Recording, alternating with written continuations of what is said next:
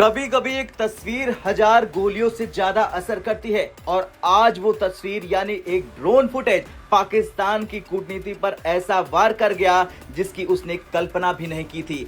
हालत ऐसी है कि एक गाजा का ट्रक, हमास के आतंकी और अमेरिका का ड्रोन कैमरा, तीनों ने मिलकर पाकिस्तान को एक ऐसी मुश्किल में डाल दिया जहां से निकलना आसान नहीं होगा। अमेरिकी सेंट्रल कमांड यानी कि सेंटकॉम ने हाल ही में एक ड्रोन वीडियो जारी किया। इस वीडियो में दिखाया गया है कि हमास के आतंकी दक्षिण गाजा में एक मानवीय सहायता ट्रक को रोककर उसमें से खाद्य और मेडिकल सामग्री लूट रहे थे। ये ट्रक अमेरिकी और अंतर्राष्ट्रीय संस्थाओं की मदद से भेजा गया था, यानी ये मानवता के लिए भेजी गई राहत थी। और जब ये वीडियो सामने आया, दुनिया के कई देशों में हड़कंप मच गया। लेकिन असली बवाल तो तब शुरू हुआ जब इस फुटेज का राजनीतिक असर पाकिस्तान जा पहुंचा। देखिए, ये बात अब नई नहीं रही कि गाजा के हालात को स्थिर करने के लिए एक अंतर्राष्ट्रीय शांति सेना, एक इंटरनेशनल स्टेबलाइजेशन फोर्स बनाने की चर्चा चल रही है। इस फोर्स का काम होगा गाजा में हमास से हथियार सरेंडर करवाना और ऐसी मानवीय सहायता को सुरक्षित पहुंचाना।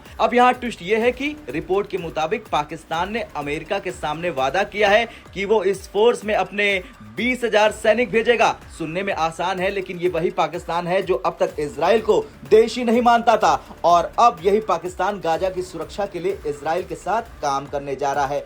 अब आते हैं उस बात पर जिसने पाकिस्तान को असहज कर दिया। कुछ रिपोर्ट और सोशल मीडिया दावों में कहा गया है कि पाकिस्तान ने इजराइल से कहा है कि अगर हमें गाजा भेजना है तो हर सैनिक के बदले $10,000 दिए जाएं, यानी कि 20,000 सैनिक गुड़े $10,000 मतलब कुल मिलाकर $200 मिलियन यानी लगभग 56 अरब पाकिस्तानी रुपए। लेकिन इजराइल ने साफ कह दिया कि भाई ज्यादा मत सोचो, प्रति सैनिक $100 से ज्यादा नहीं मिलेंगे। अब सोचिए, पाकिस्तान ने मुंह खोला अरबों का और हाथ में दिया अब कुछ लाख रुपए का पैकेज। अब यहां से बुरा फंसा पाकिस्तान वाला फ्रिज वायरल होगा, क्योंकि पाकिस्तान अब इस शांति मिशन में फंस चुका है। न पीछे हट सकता है, न आगे बढ़ सकता है। वजह है पैसा। इस पूरी कहानी में एक और दिलचस्प मोड़ आता है, ट्रंप मुनीर की डील। आपको याद होगा, भारत तक में हमने दिखाया था कि कैसे रेयर अर्थ मिनरल्स लेकर ट्रंप के पास पहुंचे थे मुनीर, और पाकिस्तानी आर्मी चीफ जनरल असीम मुनीर और अमेरिकी राष्ट्रपति डोनाल्ड ट्रंप के बीच एक मीटिंग हुई थी जिसकी चर्चा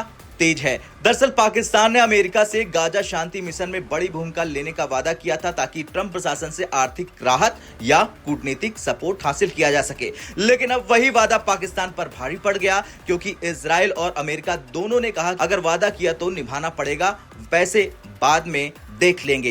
इजराइल ने अब पाकिस्तान पर डिप्लोमेटिक प्रेशर बढ़ा दिया। सूत्रों के मुताबिक इजराइल ने पाकिस्तान से कहा अपने सैनिकों को तैयार रख लो, तुमने आईएसएफ में शामिल होने का वादा किया था, अब पीछे नहीं हट सकते। अब पाकिस्तान के लिए मुश्किल यह है कि अगर वो सैनिक भेजता है तो अपने ही देश के कट्टरपंथी उससे नाराज हो जाएंगे, और अगर नहीं भेजता है तो अमेरिका और इजराइल के साथ उसकी डील खतरे में पड़ जाएगी। पाकिस्तान के अंदर इस वक्त दो राय चल रही है। एक तरफ सरकार और फौज का धड़ा है जो कहता है कि अंतर्राष्ट्रीय दबाव के कारण सैनिक भेजना ही पड़ेगा।